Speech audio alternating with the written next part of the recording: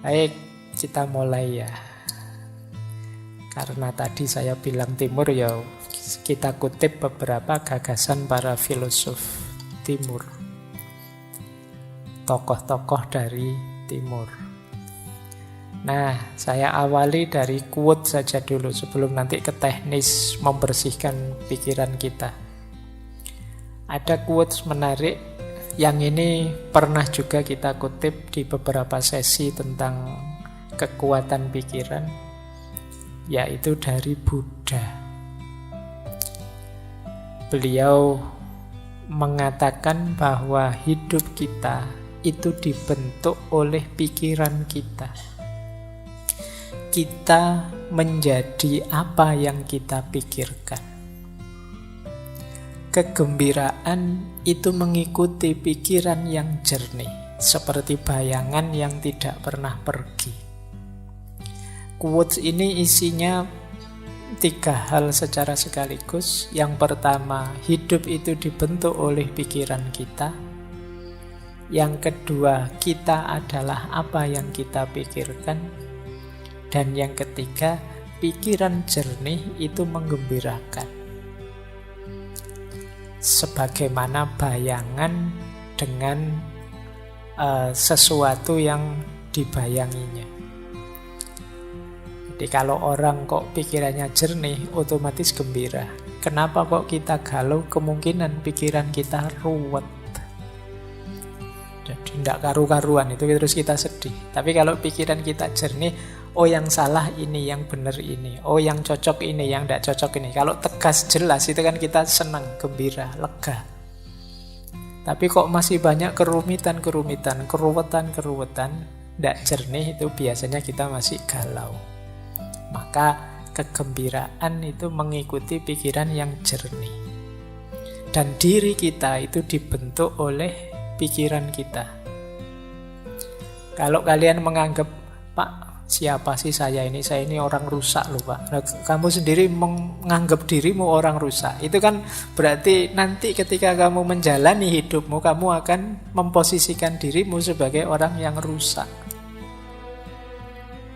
Jadi kita adalah pandangan kita sendiri, pikiran kita sendiri tentang diri kita. Nah, teman-teman boleh flashback ke belakang ya. Selama ini saya itu orang kayak gimana sih? Itu kemungkinan besar berawal dari pikiran kita sendiri. Jadi, mungkin kalau bahasa jauhnya, tidak penting kamu ganteng beneran apa tidak. Yang penting apa? Kamu merasa ganteng. Orang itu merasa ganteng saja, itu kan gayanya kayak orang paling ganteng sedunia kan sudah. Jadi meskipun secantik apapun kalian, seganteng apapun kalian, kalau pikiranmu, saya itu Pak, ya gayamu juga merasa seperti orang yang biasa saja. Jadi kita adalah sejauh yang kita pikirkan. Hidup kita dibentuk oleh pikiran kita. Maka hati-hati dalam berpikir. Jangan berpikir yang aneh-aneh, yang rusak-rusak, yang kacau-kacau, karena itu akan jadi diri kita. Kalau ada peribahasa dalam bahasa Inggris yang isinya to know is to be. Tahu itu sama dengan menjadi sesuatu. Apa yang ada di pikiran kita, seperti itulah nanti hidup kita. Kalau kita isi dengan hal-hal yang positif, ya hidup kita akan menjelma positif. Tapi kalau pikiran kita isi dengan banyak hal negatif, ya kita akan jadi orang yang negatif. Nah, ini pesan besar pertama ya, pentingnya pikiran. Makanya kata Imam Ghazali, pikiran itu pasukan kita yang paling kuat. Pikiran itu mungkin bukan penentu, tapi dia yang paling powerful, paling berpengaruh dalam hidup kita. Yang banyak menentukan hati, tapi hati ini banyak disuplai informasinya oleh pikiran. Baik, coba ya bayangkan kalian ngaji tadi berangkat sambil membayangkan, wah nanti ngajinya mesti lama 2 jam. Mesti itu. Ya, jadi kamu duduk baru 1 detik, 2 detik pertama itu pikiranmu sudah 2 jam yang akan datang. Ini masih lama 2 jamnya ya masih. Jadi kamu belum ngalami saja rasanya sudah lebih dari 2 jam kamu duduk di sini. Itu karena pikiran. Kayak puasa besok itu kan biasanya ada itu yang ngitung-ngitung kapan Idul Fitrinya. 5 hari lagi Lebaran, 4 hari.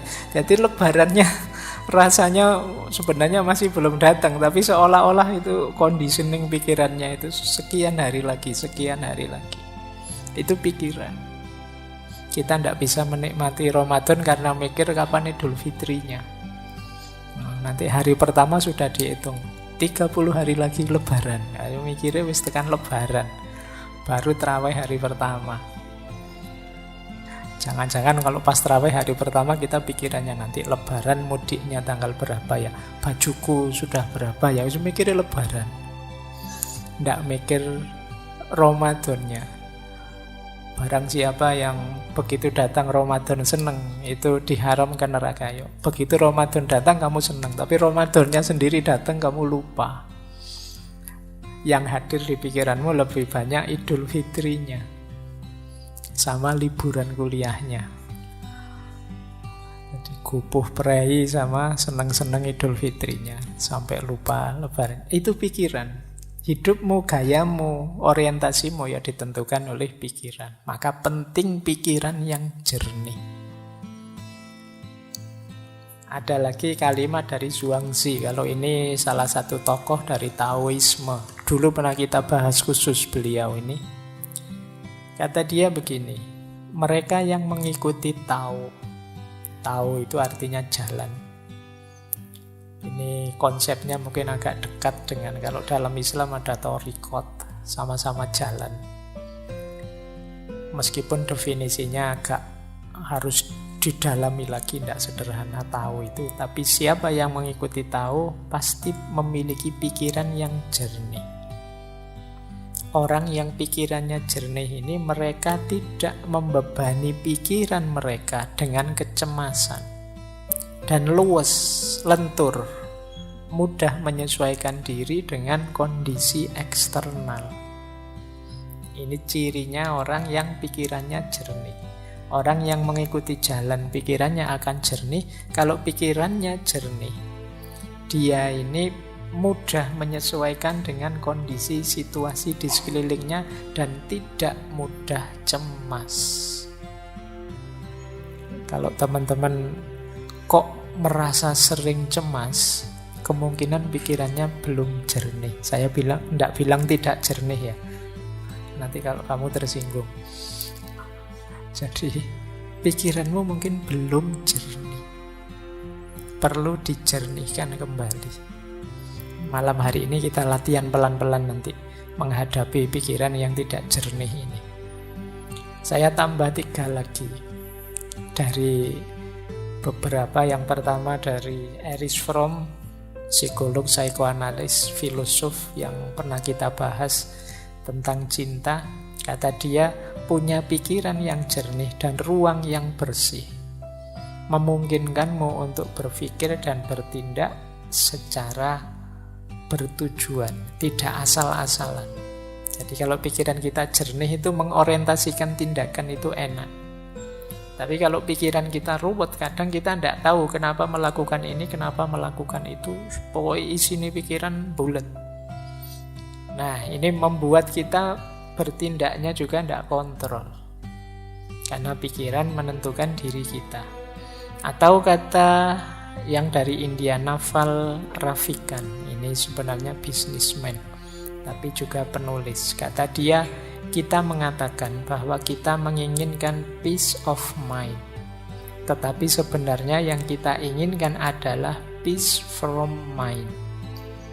Nah, ini menarik. Kata Ravikant ini, kita itu kan sering bilang saya ingin tenang, pikiranku ingin tenang, peace of mind. Tapi sebenarnya bukan pikiranku ingin tenang, tapi peace from mind. Peace from mind itu mungkin mudahnya kita definisikan ada banyak hal yang harus kita buang, kita sisihkan yang ada di pikiran kita itu, karena mungkin tidak penting, tidak urgent.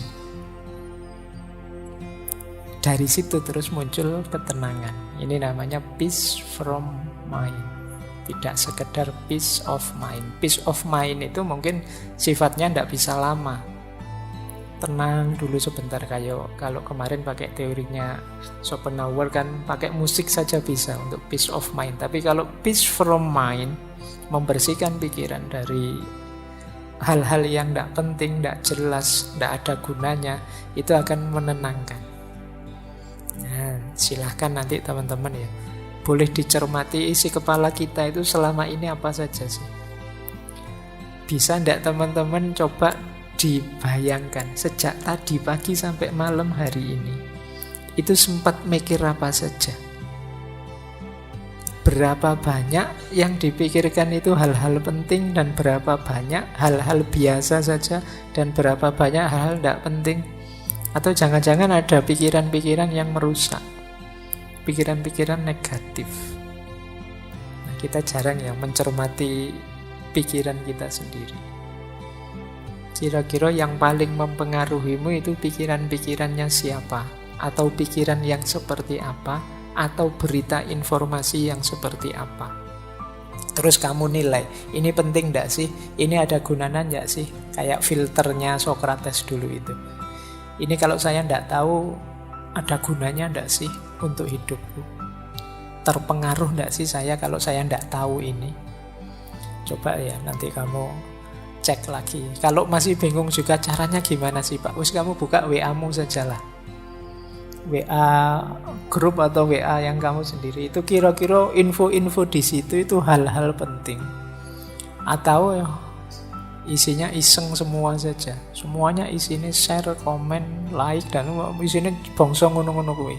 Semuanya copy paste. Nah, kira-kira kalau kamu ndak ngerti itu kira-kira ada gunanya ndak sih? Kalau misalnya dicoba ya, coba kalau ndak usah kamu baca info-info di grup-grup WA-mu itu 1-2 hari saja, terus hari ketiga kamu buka, kamu ketinggalan informasi banyak ndak sih? Ada hal penting yang terlewat ndak sih? Atau ya biasa saja itu Pak, saya bisa langsung ngikuti di hari ketiga itu langsung bisa ngobrol lagi, ndak ada yang ketinggalan sama sekali. Oh berarti mungkin banyak pembicaraan yang ndak penting. Nah coba ya kamu sendiri yang ngecek sejauh mana sih aktivitasmu sehari-hari itu bermakna. Ayo sejak pagi sampai malam hari ini sudah melakukan apa saja?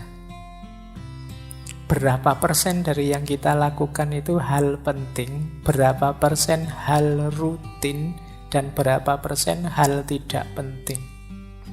Nah, nanti akan kelihatan siapa diri kita. Baik, saya lanjutkan.